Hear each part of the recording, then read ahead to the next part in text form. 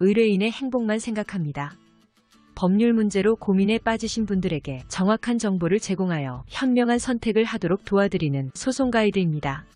자동차는 운행을 하는 중에도 여러 사고에 대비해야 하지만 주차를 해두었을 때에도 문제가 발생할 수 있는데 바로 문콕 물피도주 사고입니다. 좁은 주차 공간에서 옆에 차량이 주차되어 있거나 벽이 있는 경우 차문을 열 때 조심해서 열어야 합니다. 그렇지 않으면 옆차에 피해를 줄 수 있기 때문입니다. 문을 열면서 콕 찍는다고 하여 문콕 사고로 많이 불리는 주차 사고는 일종의 물피도주, 즉 뺑소니 사고로 볼 수 있습니다.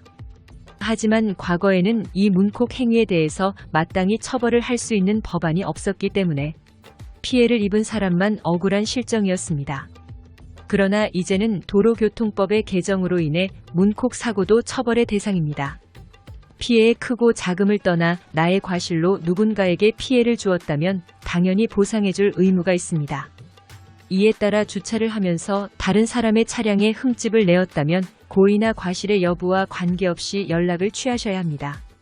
만약 자리를 이탈할 경우에는 피해 차량이 블랙박스에 녹화된 영상을 조회하거나 주차장 CCTV를 확보하여 경찰에 고소를 할 수 있기 때문입니다. 이렇게 되면 수사기관에 사건이 접수가 되어 오히려 더 큰 문제가 발생할 수 있다는 점을 알아두셔야 하는데요. 만약 타인의 차량에 흠집을 내거나 기타 피해를 준 상황이라면 피해 차량의 앞유리에 기재되어 있는 연락처에 자신의 이름과 연락처와 같은 인적사항을 알리고 피해 사실에 대해 전달하셔야 합니다. 만약 아무런 조치를 취하지 않고 자리를 이탈했다면 도로교통법 위반에 해당하여 처벌을 받게 됩니다. 문콕이라는 행위는 주차되어 있는 옆에 차량을 문으로 찍거나 긁어 피해를 주는 사고를 일컫는 말입니다.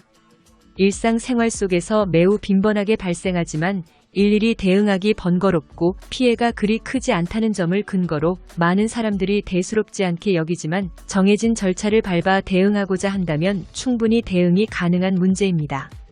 문콕 물피도주의 정확한 법률적 의미를 살펴보면 주차 혹은 정차된 차량에 사고를 내거나 피해를 끼치고 아무런 조치 없이 현장을 벗어나는 행위를 말합니다. 흔히 알고 있는 뺑소니 사고로 주차 뺑소니, 문콕 뺑소니로 이해하실 수 있습니다. 하지만 문콕 피해를 입었다고 해서 상대방을 무조건 처벌할 수 있는 것은 아닙니다. 피해를 입힌 가해자를 특정할 수 있어야 사건이 진행될 수 있습니다.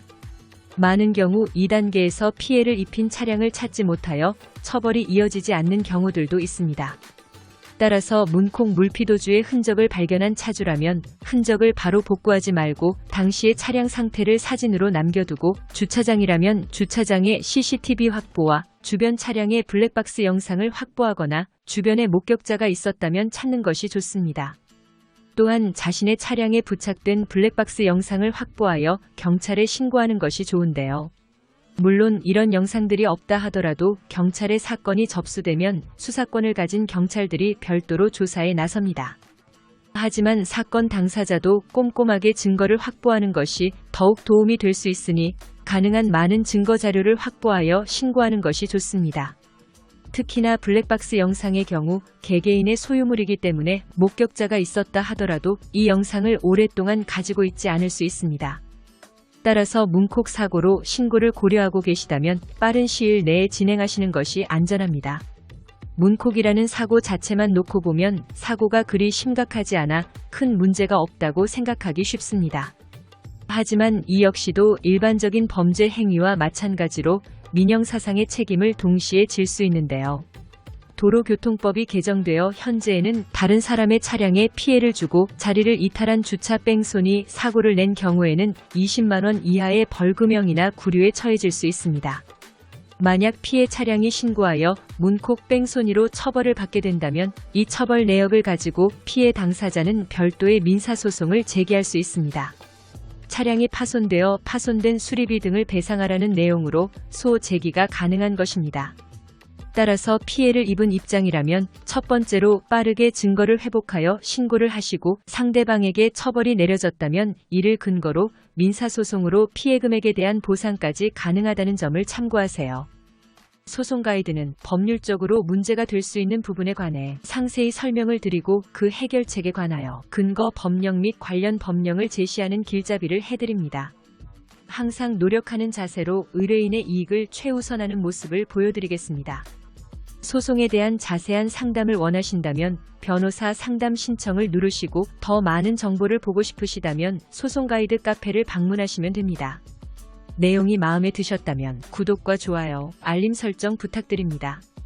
더 좋은 내용으로 찾아오겠습니다. 꼭 승소할게요.